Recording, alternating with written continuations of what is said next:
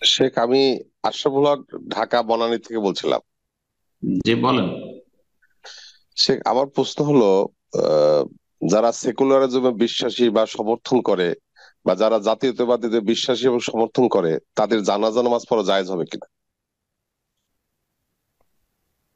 তাদের জানাজা পড়া জায়েজ হবে কিনা দেখতে হবে যে তাদের অবস্থাটা কি, তাদেরকে কি ইসলামের দাওয়াত দিয়েছেন, তাদেরকে বিষয়টি কি বুঝিয়েছেন, আলেম ওলামারা যথাযথ দায়িত্ব পালন করেছেন। কারণ কাউকে যদি ইসলামের বিধিবিধান থেকে বঞ্চিত করতে হয় তাহলে তার আগে তার যে অজানা বিষয়গুলি রয়েছে, হ্যাঁ, তাকে জানাতে হবে। শরীয়তে হচ্ছে যে যদি কারো এলম না থাকে তাকে জ্ঞান দিতে হবে, অজ্ঞতা দূর করতে হবে। সে নিরুপায় নয় তো, স্বাধীনভাবে স্বেচ্ছায় বিশ্বাসী, এটা একটা বিষয়। তারপরে হয়তো এটা ঠিক আছে যে স্বেচ্ছায় তারা স্বাধীনভাবে বিশ্বাস, তাদের কেউ বাধ্য করে না যে তোমাকে সেকুলারে বিশ্বাস করতে হবে আর গণতন্ত্র বিশ্বাস করতে হবে আর অমুক তমুক বিশ্বাস জাতীয়তাবাদী হতে হবে। কিন্তু অজ্ঞতা আছে। মুসলিম সমাজের 99% বিষয়গুলি জানে না। এখন জানে না যাদেরকে, তাদেরকে জানাতে হবে।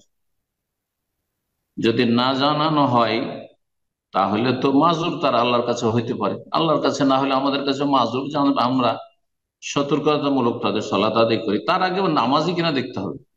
হতে পারে হয়তো হয়তো জাতীয়তাবাদ বিশ্বাসী, কিন্তু ধরেন এমন বিশ্বাসী নয় যে আল্লাহ পরকালের মতো ইমান রাখে, মনে করে যে এটি হয়তো সমাধান অজ্ঞতার কারণে। হ্যাঁ, তারপরে আপনার গণতন্ত্রে হয়তো একটা সমাধান, হ্যাঁ আজকাল তো আর ওই খেলাফতের যুগ নেই, এই সংশয় বা অজ্ঞতা আছে। এখন এগুলো আলেম ওলামারা দূর করেছে কিনা, তার কাছে ইসলামের সেই ম্যাটেরিয়াল গুলো পৌঁছানো হয়েছে কিনা। যদি পৌঁছানো হয়ে থাকে তারপরে এসে যদি বলে যে না আমি এসব মানি না, আমি বিশ্বাসী বিশ্বাসী এই গণতন্ত্র বিশ্বাসী, অথবা আমি জাতীয়তাবাদী বিশ্বাসী, আমি সেকুলারিজমে বিশ্বাসী, ধর্ম নিরপেক্ষতা ইত্যাদি ইত্যাদি, তাহলে তখন তার হুজ্জত কায়েম হয়ে গেছে। তখন ব্যক্তিগত যে ব্যক্তি জানে যে এই লোককে জানানো হয়েছে তারপরে সে মানেনি, সে জানাজা পড়বে না।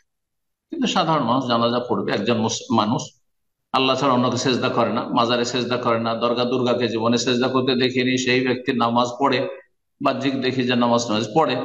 আহ 5 ওয়াক্ত আমাদের তদন্ত করতে হবে জরুরি নয়, কিন্তু আমরা দেখিছি যে নামাজ পড়তে মসজিদে আসে। কখনো জোহরে দেখি, তো কখনো আসর মাগরিবে দেখি, কখনো ফজরে দেখি, দেখি। তাহলে সে ব্যক্তি মুসলিম।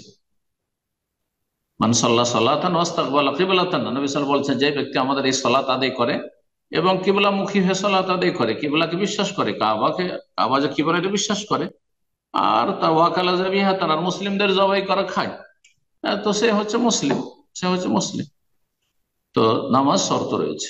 এখন অধিকাংশ যারা এইরকম ধরনের তারা তো বেনামাজি, তো ওইখানে তো তারা কেটে যাবে।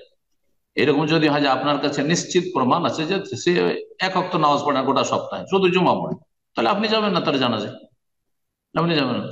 আর কোনো আলেম জানেন যাবেন না, ভালো লোকেরা যাবেন না, বেনামাজিরা গিয়ে বেনামাজি জানাজা পড়বে। যাচ্ছেন কেন নামাজি লোকের?